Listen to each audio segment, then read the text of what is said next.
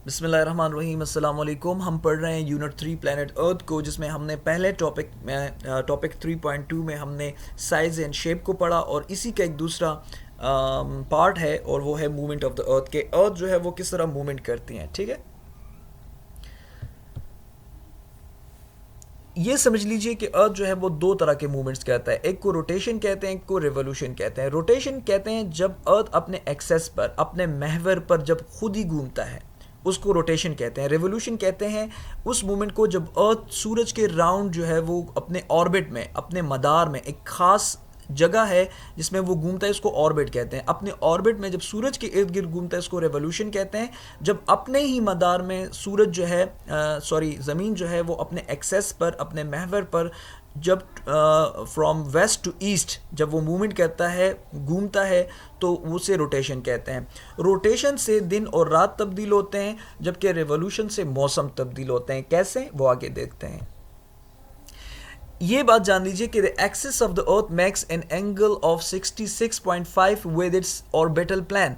ये जान लीजिए कि अर्थ जो है वो बिल्कुल सीधी नहीं है, बल्कि वो अपने एक्सेस पर 66.5 एंगल से वजूद में है। ये अर्थ का एक्सेस है। ये जो एक्सेस आप देख सकते हैं ना, ये कोई इस तरह कोई डंडी नहीं है इसमें, बल्कि ये सिर्फ समझाने के लिए ये एक्सेस है। ठीक है, ये महवर है। तो ये अर्थ जो है थोड़ी सी टिल्टेड है। ठीक है, और इस टिल्टेशन के साथ ही वो सूरज के गिर्द रिवॉल्व करती है, यानी नॉर्थ पोल जो है वो सूरज की तरफ थोड़ा सा झुका हुआ है। ठीक है, ये नॉर्थ पोल है, ये साउथ पोल है। ठीक, ये फिर वेस्ट है और ये ईस्ट है। यानी इस तरीके से यहाँ तक वो रोटेट करती है और ये उसका टिल्टेशन है, यानी इस तरह टिल्ट फॉर्म में वो रोटेट करती है और रिवॉल्व भी करती है अराउंड द सन। ठीक है, और ये the portion facing the sun experiences day while the other half away from the sun experiences night.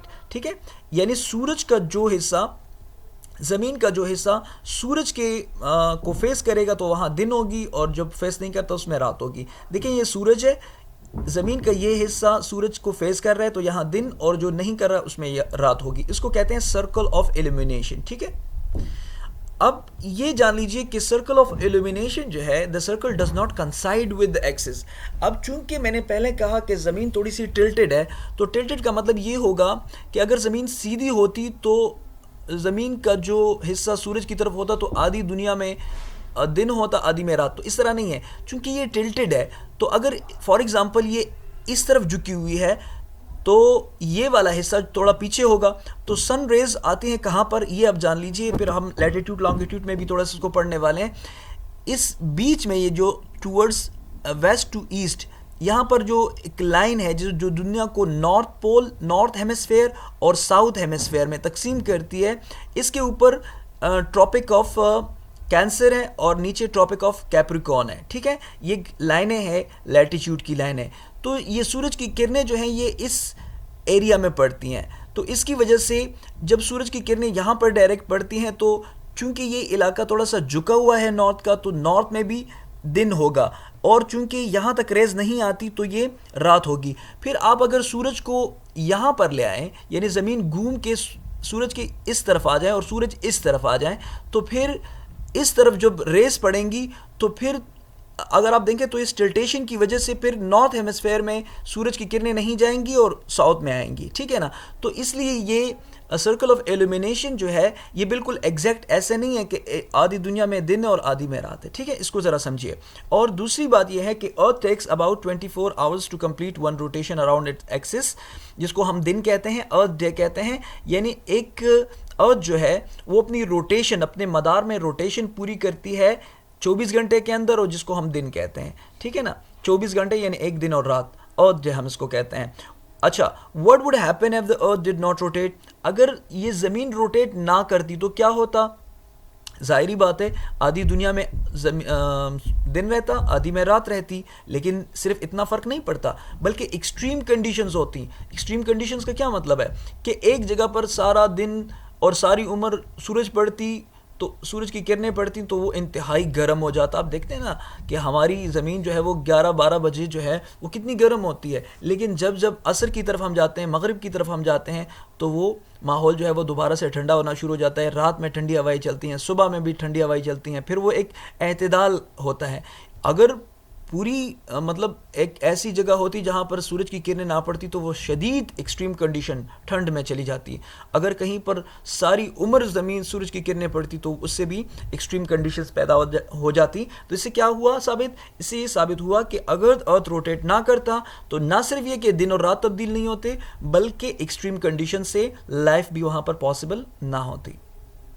अच्छा, रेवोल्यूशन किसे कहते हैं? रेवोल्यूशन जो है, मैंने जिस तरह पहले कहा कि जब अर्थ सूरज के इर्द गिर्द घूमती है तो उसको रेवोल्यूशन कहते हैं।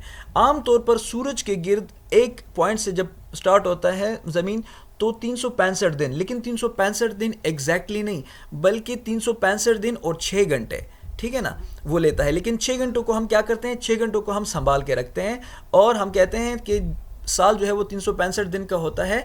लेकिन हम क्या करते हैं कि चूंकि 6 घंटे तो 4 साल के अंदर वो एक दिन पूरा हो जाता है, तो हम कहते हैं 4 साल बाद हर 5वें साल हम कहते हैं साल में 366 दिन होते हैं, और 5वें साल को हम लीप ईयर कहते हैं कि जब हम फरवरी को 29 का शुमार करते हैं तो फिर वो लीप ईयर कहलाता है, ठीक है ना। यानी आमतौर पर हम कहते हैं कि सूरज जो है वो साल जो है वो 365 दिन का होता है, लेकिन हर 5वें साल 4 साल बाद चूंकि वो 6 घंटे हम रिजर्व रखते हैं तो इसलिए हर 5वां साल जो है वो 366 दिन का होता है, जिसको हम लीप ईयर कहते हैं, ठीक है। अब आप ये समझते हैं कि सूरज का या अर्थ के रेवोल्यूशन का मौसमों पर क्या असर पड़ता है। देखिए, 2 चीज़ें समझने की हैं, एक को हम कहते हैं समर सोलेस्टिक, एक को हम कहते हैं विंटर सोलेस्टिक। ये पिक्चर को ज़रा समझिए, हम यहाँ से स्टार्ट करते हैं। देखें, ये है समर सोलेस्टिक। समर हम उनके मुताबिक कहते हैं जो जियोग्राफर्स कहते हैं, ठीक है ना, समर हमारा और समर नहीं, ठीक है। समर सोलेस्टिक किसे कहते हैं? देखें, ये जून का महीना है।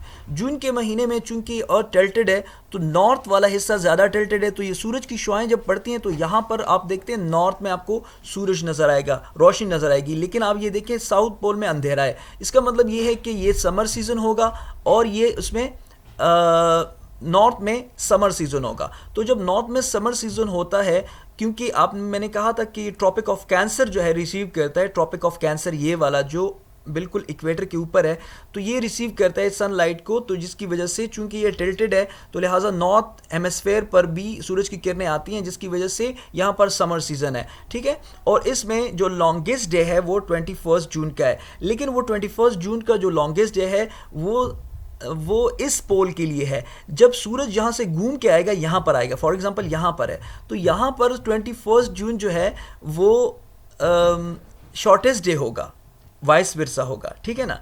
अब यहाँ से ये समर सोलेस्टिक है, समर सीजन है। जब ये यहाँ से अर्थ रोटेट करता हुआ, रोटेट भी कर रहा है, रिवॉल्व भी कर रहा है, जब यहाँ पर आएगा तो फिर अर्थ का एक वो एक्सेस सूरज की बिल्कुल फेस करेगा कि जो कि ना तो ये दिखे ना, यहाँ पर नॉर्थ हेमिस्फेयर और साउथ हेमिस्फेयर इस जो है इक्वेटर के सामने शुआएं पड़ रही हैं, तो यहाँ से नॉर्थ हेमिस्फेयर जो है वो टिल्टेड होने की वजह से सूरज की शुआएं रिसीव कर रहा है। लेकिन यहाँ पर सूरज रोटेट होता हुआ जब सितंबर के महीने में हम पहुंचते हैं, अक्टूबर के महीने में, तो अर्थ की शुआएं बिल्कुल सीधा एक्वेनॉक्स पर पड़ती हैं, उसको हम कहते हैं एक्वेनॉक्स।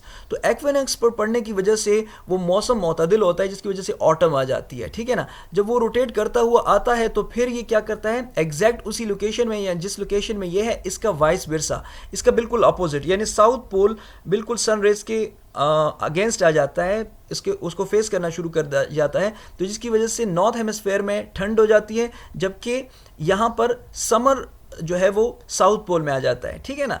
और फिर जब यहाँ से रोटेट करता हुआ जाता है तो यहाँ पर भी फिर अगेन सूरज की शुआएं जो है वो डायरेक्ट उस पर पड़ती हैं आधी ज़मीन पर, तो इसी को भी एक्वेनॉक्स कहते हैं, वो स्प्रिंग हो जाता है। तो जब ये डायरेक्ट शुआएं पड़ती हैं तो फिर क्या होता है कि ना ज़्यादा गर्मी होती है ना ज़्यादा सर्दी होती है, तो जिसकी वजह से ये फिर जब रोटेट करता हुआ वापस इस एक्सिस पे आ जाता है तो नॉर्थ हेमिस्फेयर का जो टिल्टेड एरिया है वो सूरज को फेस करने की वजह से अगेन यहाँ पर समर आ जाते हैं। तो ये इस तरह ये समर और विंटर के सीजन्स जो हैं तब्दील होते रहते हैं, ठीक है। एक्वेनॉक्स किसे कहते हैं? एक्वेनॉक्स कहते हैं कि जब व्हेन द डायरेक्ट रे सन फॉल्स ऑन इक्वेटर, जब सूरज की शुआएं डायरेक्ट इक्वेटर पर पड़ती हैं तो उसको एक्वेनॉक्स कहते हैं, ठीक है ना। तो neither of poles is tilted towards the sun, the whole earth experience equal days and equal nights. ये कभी कभार होता है, जिस तरह 23 सितंबर ऑटम के सीजन में दिन और रात एक हो जाते हैं, जबकि 21 मार्च स्प्रिंग के सीजन में एक हो जाते हैं, इसको एक्वेनॉक्स कहते हैं, इस फिनोमेना को एक्वेनेक्स कहते हैं। और आखिर में क्वेश्चन ये आप देख सकते हैं। Thank you so much.